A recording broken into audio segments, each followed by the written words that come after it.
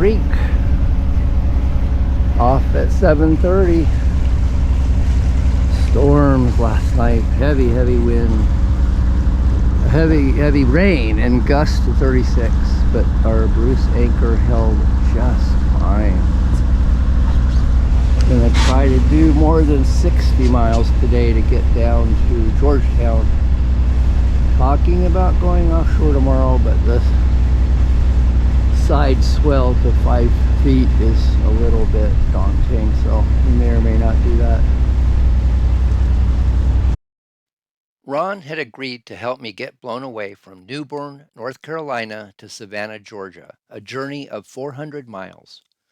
When we woke up in Little River, the plan was to do one more day on the ICW and then to sail overnight 125 miles on the Atlantic Ocean to reach Savannah in one day. Saturday morning, back on the ICW, coming into Little River. And that big vessel up there is Casino One. He passed us coming into the inlet yesterday, and we think he probably goes 12 miles offshore for gambling, where it's legal. Cafe there, looks like it's open already. It's about 7:45. Oh, that's not Casino One, is it? It's the Big M Casino. Looks like the same one that passed us, but maybe they have multiple. Got lights on in there. Ron already saw dolphins today. I have not. More of Little River. This is a population center. It really is pretty. This is one of the narrowest parts with rocks. Submerged rocks on both sides, and it figures we're going to pass a boat. Looks like it'll be okay though.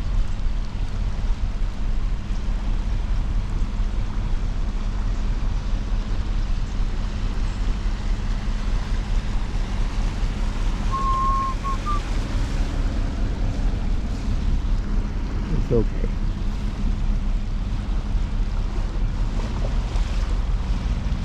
Coming up to the Barefoot Landing swing bridge, you just gotta look at that. That is a southern estate. That is beautiful.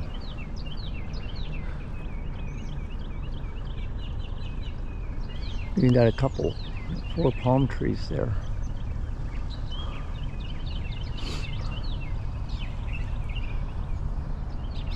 So we've been in contact with the bridge. It's a swing bridge, only 35 feet tall. We need 55 feet or more. We need more than 55. We need 60.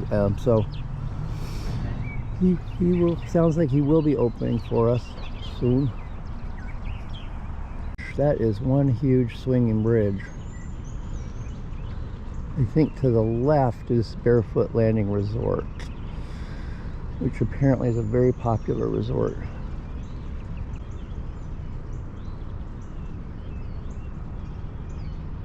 There it goes.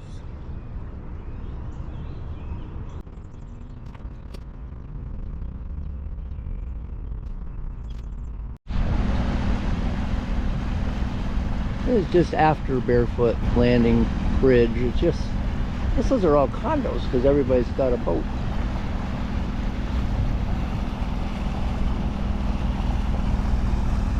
Following the radar, the storm clouds just keep parting. We'll let blown away pass with no rain. Looks like we're gonna get some up here. We'll see. So the rain finally caught up with us. It doesn't look like it's gonna go too long. We really need our iPad for Bob 423 tracks, so gotta keep that dry and charged. A little past the Sakase Bridge. Yeah, drove an hour through pouring rain, but now the rain has moved off and we're probably not going to get any more today according to the radar. We'll see though. They tend to pop up. About 20 miles north of our Georgetown anchorage. We're about 10 miles north of Georgetown. Is this the South Carolina flatlands they talk about? Waccamaw River, close to Georgetown, mile marker 400.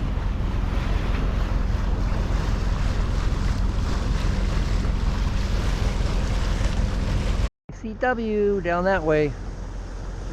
Tomorrow we're gonna go out offshore again if we can. The weather's gonna be very vicious, wee hours of the morning, gusts up to 40.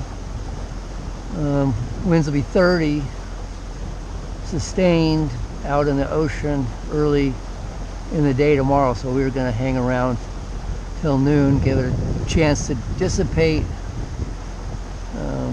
Swell was going to be 6 feet. So yeah, we're going to see if by noon we can't get out and do the rest of this leg offshore. So anchor down. Georgetown, very near the Georgetown Inlet. There is like absolutely no wind right now. It's supposed to be fierce after midnight.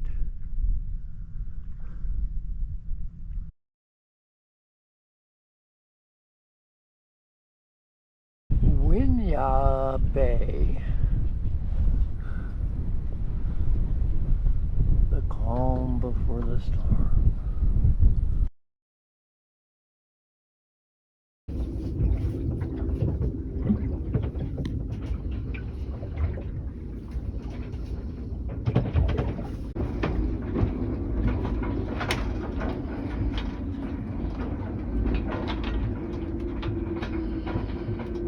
Here's our Winyah Bay anchorage the next morning.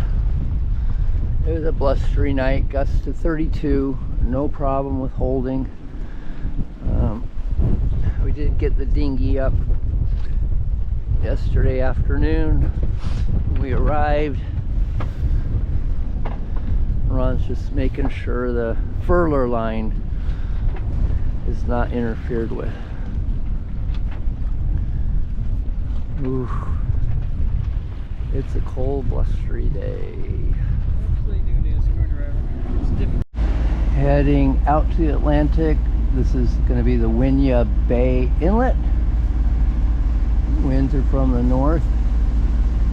It's currently an ebb tide, so the tide should help push us out of the inlet, but it's still pretty rocky.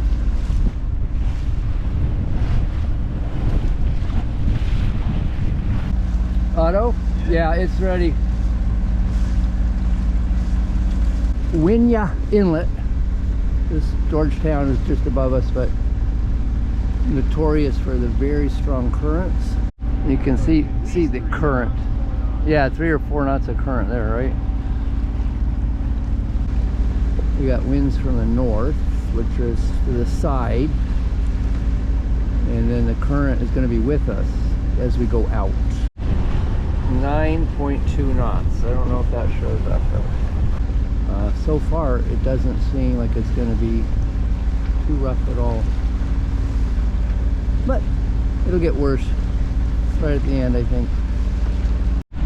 Still in the Winyah Inlet and little lighthouse, white sandy beach. Yeah, you can see waves breaking on the jetty up there. Oh yeah, it gets very narrow. It'll be interesting once we're past this little point.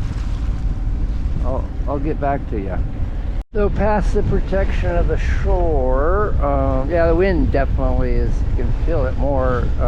Sea state, it's a little bit rougher, but it's, you know, not terrible. See waves breaking on the shallows and on the jetties. We expected 20 knots of wind from the north and about a 4-foot swell, and I think that's about what we're going to get. Winds are going to diminish as the day goes on, and so is the swell. This is a very long channel though, so we're really looking forward to turning south and getting the wind behind us. But so far it's just what we expected. Okay, so this is definitely much worse than anticipated. It's probably 4 or 5, even 6 foot. You gotta go one more. Yeah, gotta go one more buoy before we can turn to get the waves behind us.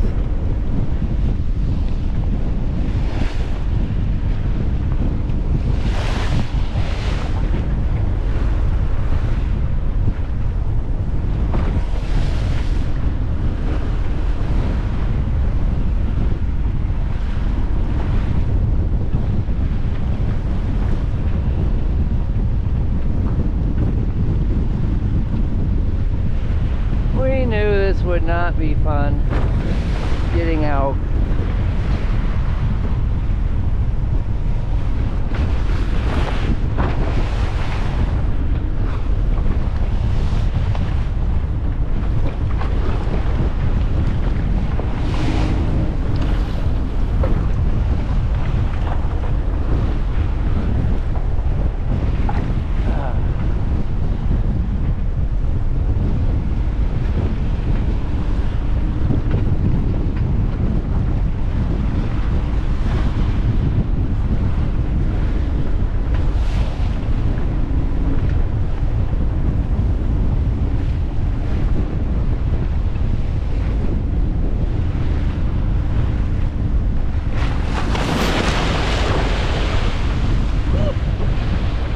Wow.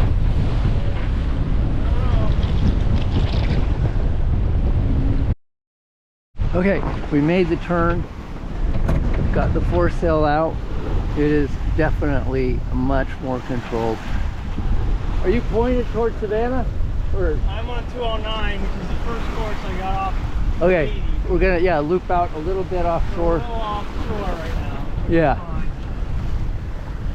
I mean, it's the same seas, but it's just so much better. We are now on autopilot, tucking in for what, a 24-hour sail.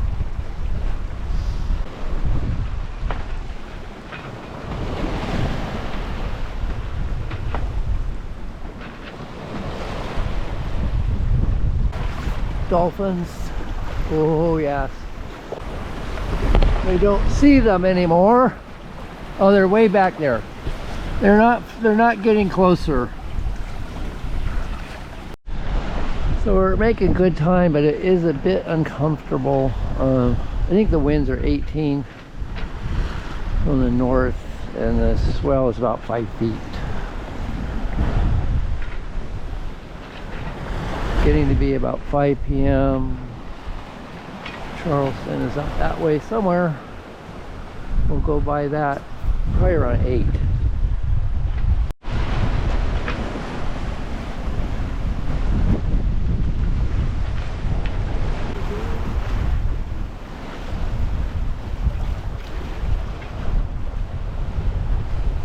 There's Charleston. Not going to have much of a sunset.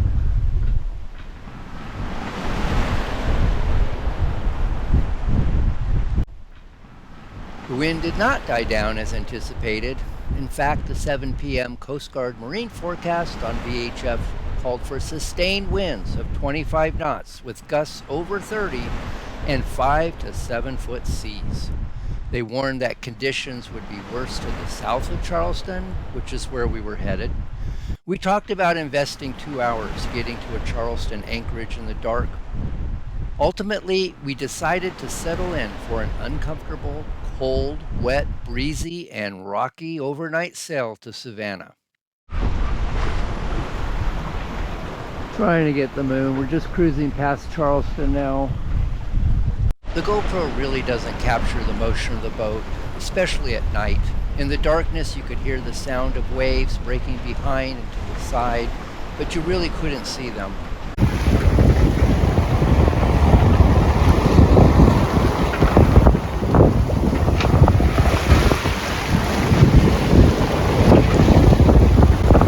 The boat would suddenly lean deeply to the right, and then deeply to the left, and then back and forth in an irregular, diminishing pattern. The waves were 9 seconds apart, so there was never really a break.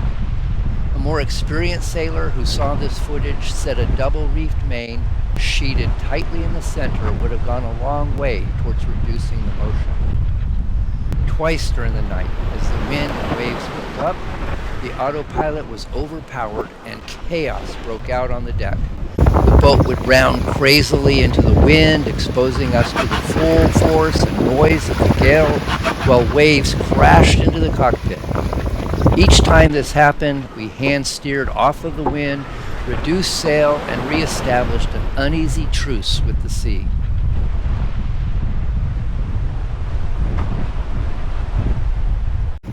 By 2 a.m., we were pointed at Savannah with just a wisp of foresail out. As I sat watch, rocking back and forth with the roar of waves all around, I felt like a tiny, inconsequential speck in a vast ocean. It occurred to me that if Ron and I suddenly disappeared from the boat, Blown Away would likely arrive in Savannah all by herself. I found that reassuring in a way and resolved to hold on, move with the boat, and wait for morning. Ron and I traded 2-hour watches in the cockpit, but it was impossible to sleep down below because of the noise and movement. As I was coming out of the head at the start of my off time at 4 a.m., the boat pitched violently, slamming me into the corner of the companionway stairs. That will leave a mark, I thought. I didn't realize then that I had fractured a floating rib until I sneezed several hours later. That rib took more than a month to heal. An hour later at 5 a.m., I heard the roar of a freight train and felt something big slam into the boat.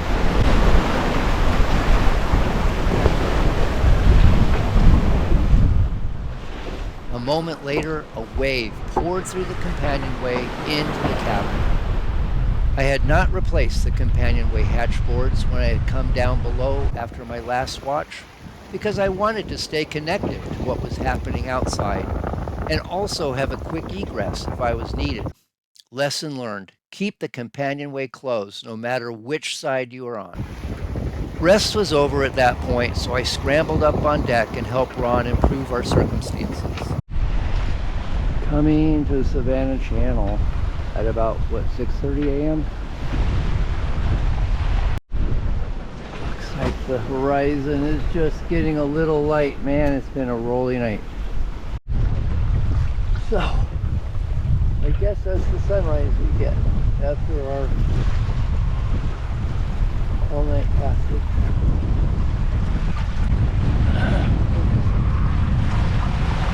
5 miles from the Savannah Channel.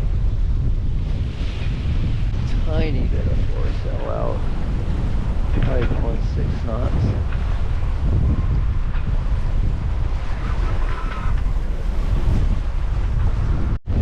That's better.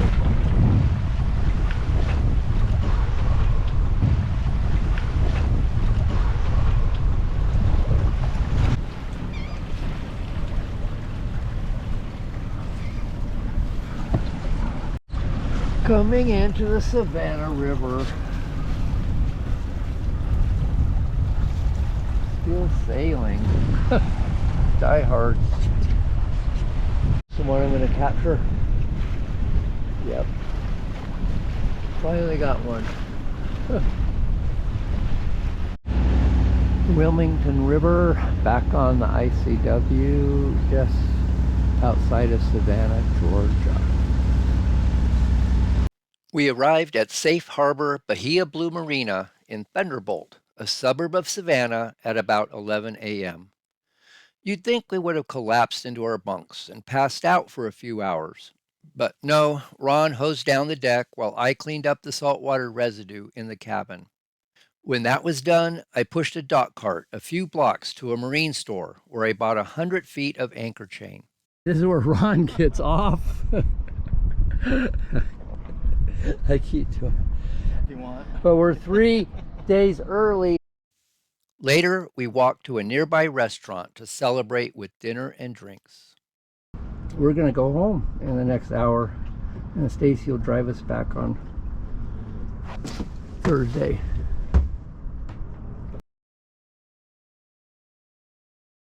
Right into the sound. Oh, it's right in the face. It slapped you right in the face. Just chilling. Getting the driver We made it. through the shoaly areas. We did not run aground.